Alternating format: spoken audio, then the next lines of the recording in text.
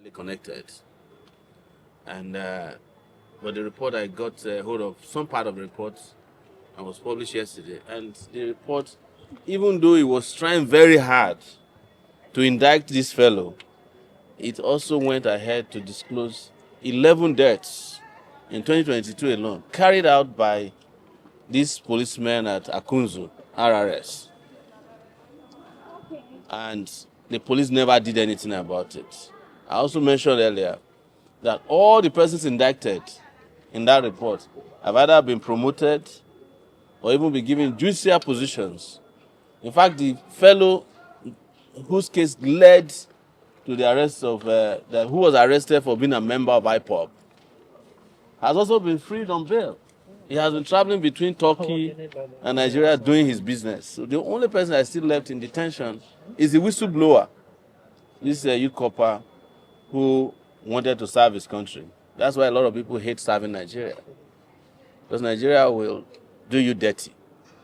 So that's where we are as far as that issue is concerned. We are pushing to ensure that he's released, and we have asked the new Inspector General of Police, Tunji Disu, to intervene immediately, not to pretend like he didn't see this case, and to intervene in other cases, all these needless and unwarranted arrests, detention, and prosecution of persons who are merely expressing themselves.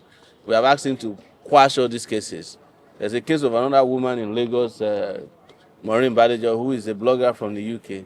The police authorities there connive with pastors, Pastor Suleiman, Apostle Sule woman, and another apostle, another priest in Lagos, Daniel Olukoya, Dr. Daniel Olukoya, to arrest this woman.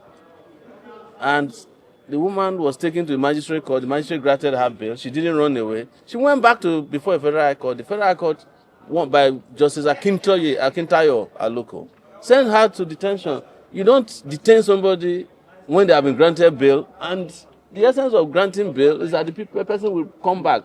It's not punishment. And we have asked Disu, I call him Disu, to immediately discontinue all these rubbish cybercrime cases and stop the police from engaging in harassing people in the name of cybercrime. The country is in need of repolicing. As I'm talking to you, Maiduguri has been encircled by Boko Haram. It's a matter of time before Maiduguri falls if something serious is not done. And your policemen are here paying attention to rubbish. You all are aware, when I said it last time, that a lot of states are going to be besieged by terrorists and bandits. Terrorists is what we know them as. But when they call them bandits, just to make you feel a little better. But they do the same thing. Now, these bandits have reached Ondo State. They have reached Edo State. They have almost taken over Northern Kwara. They have reached Kogi State. The biggest terrorist camps in the country are very close to here, Suleja. And also, another huge one is in, what's this place called? Bajana, in Kogi State. So even Abuja, all of you who are walking around thinking that you have security, Abuja is not safe. Because if the chips are down, the rich people will just use their own personal security to escape. They will leave the ordinary people to suffer their own fate. It is happening, and that's why police must be serious work at this time. Anybody who is in the police force, who is going after people who kill chicken, somebody's collected somebody's wife or girlfriend, is rubbish policing, and all those people should be fished and pushed out of the police force. And I'm using the opportunity to also talk to the guy who is in charge of the legal department in the police, one AIG now, who I have spoken to personally to discontinue these trials.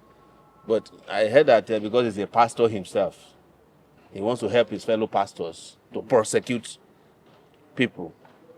And I'm wondering, what are all these pastors? Why do they believe in God if God cannot fight for them? Why? Throughout the reign of Satan, and Satan is still reigning, Satan has never used the police to arrest anybody. Satan don't even trust Nigeria police. Why would you be using police, which is even by biblical standard, Nigeria police is a satanic agency. I'm not saying it just for the sake of saying it. But if you know what policemen do, even God, when God sees what Nigeria police does to his own creation, God himself shakes in his boots. How can pastors then go near such an agency to help them fight ordinary people? The pastor should be fighting the police to reform and sanitize the police. But pastors are deploying police to fight innocent people. That tells you the state of religion in this country as well. Most of these religious leaders, I'm not sorry to say it, they don't believe in God. They are just using God to make money. God is a hustle for them.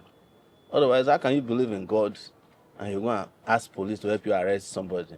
Instead of you to just ask God to arrest the person. And there's nothing God cannot do. What God cannot do does not exist. I know what they say. So why don't they trust God to fight their battles and they go to police, a godless organization? The president of the country, Nigeria, cannot trace where he got his certificate from. He can't. There is nobody who knows where Tinubu graduated from. Only Tinubu himself knows the university he graduated from, the university he went to secondary school at, the university the primary school he went to. So it's natural that certificate forgery will no longer be a crime. It's going to get to a point where everything you think is a crime will no longer be a crime in this country, including drug peddling. They will soon tell you that it's not a crime to carry cocaine and distribute heroin. That anybody that's doing it is doing legitimate business. So that is why I'm not surprised to hear that certificate forgery, because most of the people in leadership in Nigeria forge their certificates. That's the truth. Tinubu, nobody knows where his certificate came from. Wike has 2 birthdays as a person. Nobody can tell you that this is how Wike actually, when the year he graduated from law school. Everybody's just saying that Wike is a lawyer. And you cannot hear any case that Wike has ever won before as a lawyer. You talk about Akpabio, I think he's a lawyer, so maybe those ones, I don't know. But anytime you see them in the political circle, just know that they have done something funny and fake with regards to their certificates. So you have a lot of them like that in the system that can't prove to you where they genuinely went to school and who their classmates are and how they graduated. Most of them graduated, they didn't do NYC. ABC people is always against rule of law. They're against fairness, they're against transparency. That's what the party represents, so I'm not surprised. But even Tinubu himself, when he was still part of, when he was living the fake of a pro-democracy activist, he was accused of treason. And people defended him at that time to say, look, if you're accused of treason, which is the same thing the soldiers are accused of, you should be given fair trial. Abiola was accused of treason. He was granted bail. It's one of the most popular cases we cite when we are asking for bail for accused persons. That the fact that you're accused of a capital offense does not make you automatically guilty. And anybody who has been accused of treason, if there is a treason case, you should allow them to prepare for trial. Under the military, everybody accused of treason was allowed to defend themselves. And you see them, they will show them, they allow their families to visit with them. So why should we be under democracy and people are accused of any offense for that matter? And we already presume that they are guilty because we are accused of it. So what happens to presumption of innocence? So I don't pay attention to all those APC people. They should be careful. And it's very important. One day they will be out of office. They will be accused of offenses and they will not be running after looking for Sowore to come and help them fight for their innocence. We just talked about Malamitu here, who was here today. That's how they used to behave. They will grant people bail, they will be cordial, and they will not respect it. Now, they're asking for respect for rule of law. The same thing with El-Rufai. When he was governor in his state, they did as if the world started and ended with them. Now, they're asking for the rule of law, transparency. They're asking for fair trial. What we're asking for is fair trial. And if you don't have any case against them, just swallow your pride and let them go. Talking about Sheung Gumi before, and if you remember exactly what I said, that he's not a foolish man as people think he is. He's actually a smart person. He might be smart for different reasons and he might be egregious in his ways, And they have just told you what I always known. It's not telling you anything new. All these terrorists are in bed with people in government. Whenever there is mass kidnapping, why do you think that government is able to hear from the terrorists? Because they have their phone numbers. If they call one side, the one in Niger, those ones we give them the telephone number of the one in Katsina. They say, no, it's not us, so it's our friends in Katsina that did it. That's how they know it's Gumi is not lying. There's no major terrorist and there's no major criminal in Nigeria that is not known to security agencies. But you even find kidnappers doing MCs at the children naming ceremony of police commissioners in Nigeria. They know themselves. They help themselves. I once told you last year that there's a guy who is into fraud that was given an office at the Nigeria Police Headquarters, one Jesha. So how he's not lying. They know all the terrorists. If they want to wipe out the terrorists today, they know where to get them and wipe them out. They know it. I'm not in government, and I'm not any of the security agencies, but I also know that government knows these terrorists. In fact, so many of the terrorists, they call up people in government when they are bored. They say, what's happening now? We haven't been allowing us to operate. We want you to leave some areas for us. So it's very true. He's not lying. And that's why we always say that government in this country is a crime.